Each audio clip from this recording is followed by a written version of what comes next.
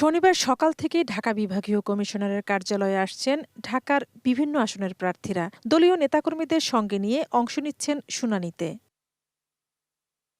যাচাই বাছিয়ে ঢাকা ৯ আসনের স্বতন্ত্র প্রার্থী ডাক্তার তাসনিম জারার মনোনয়নপত্র বাতিল ঘোষণা করা হয়। যে কারণে তার মনোনয়নপত্র বাতিল করা হয়েছে সেখানে অসুবিধা দেখছেন না তিনি, বলছেন আপিল করার কথা।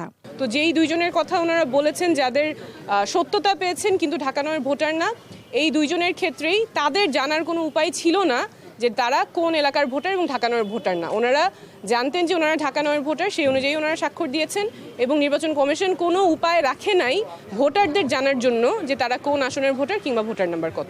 আমাদের যেই যাত্রা, আমাদের যে লড়াই, স্বচ্ছতা জবাবদিহিতার রাজনীতির লড়াই, এটা জারি থাকবে। এদিকে ঢাকা ৮ আসন থেকে মনোনয়নে বৈধতা পেয়েছেন এনসিপি নেতা নাসির উদ্দিন পাটোয়ারি। নির্বাচনী প্রচারণায় কয়েকটি দলের বিরুদ্ধে আচরণবিধি লঙ্ঘনের অভিযোগ তোলেন তিনি। সমালোচনা করেন নির্বাচন কমিশনের। ইলেকশনের তফসিল দেওয়ার পরে আমরা নির্বাচন কমিশনকে বাংলাদেশে আর দেখতে পাচ্ছি না। চিফ ইলেকশন কমিশনার থেকে শুরু করে বিভিন্ন জায়গায় বাংলাদেশের বড় ধরনের শোডাউন হচ্ছে পলিটিক্যাল পার্টিগুলোর। অ্যান্টি স্লিপার টেকনোলজি ও সফট টেক্সচার টাইল, নরম ঘাসের স্পর্শ, সাপোর্ট গ্রাস ম্যাট, নান্দনিকতার ছোঁয়া। আমরা সে বিষয়ে নির্বাচন কমিশনকে আহ্বান জানাবো, যদি আপনি দায়িত্ব পালনে কোথাও অপারগতা দেখেন বা কোথাও থেকে প্রেশার ফিল করেন, জনগণের সামনে আসুন, জনগণকে চেহারা দেখান।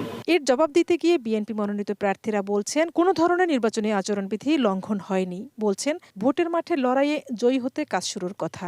বিগত আওয়ামী আমলের নির্বাচনের সময় আমরা দেখেছি প্রশাসনের কীরকম দলীয়করণ না মানে দলীয় আচরণ, এবং এখন আমরা দেখছি তাদের একটা নিউট্রাল আচরণ, সকল প্রার্থীর প্রতি তারা সমান আচরণ করছেন। সব প্রার্থী সমান সুযোগ পাচ্ছে, সে ব্যাপারে অন্তর্বর্তীকালীন সরকারও সংকল্পবদ্ধ, প্রশাসনও আপনার তাদের দায়িত্বে নিয়োজিত। এখানে কোনো বিভ্রান্তি তৈরি করার কোনো সুযোগ আছে বলে আমার কাছে এখনো মনে হয়নি। আমি এনসিপি এবং জামাতের ইসলামের প্রার্থী এবং অ্যাক্টিভিটিস যারা আছে তাদেরকে অনুরোধ করব তাদের সমর্থন বাড়াতে, অ্যাক্টিভিটিস বাড়াতে। বড় দলগুলোর পাশাপাশি ছোট দলগুলোও যাতে নির্বাচনী মাঠে সমান সুযোগ পায় নির্বাচন কমিশনের কাছে সে অনুরোধ প্রার্থীদের।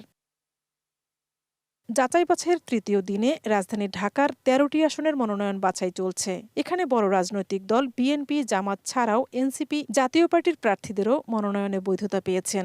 সকাল ৯টা থেকে শুরু হওয়া বাছাই প্রক্রিয়া চলবে বিকেল ৫টা পর্যন্ত।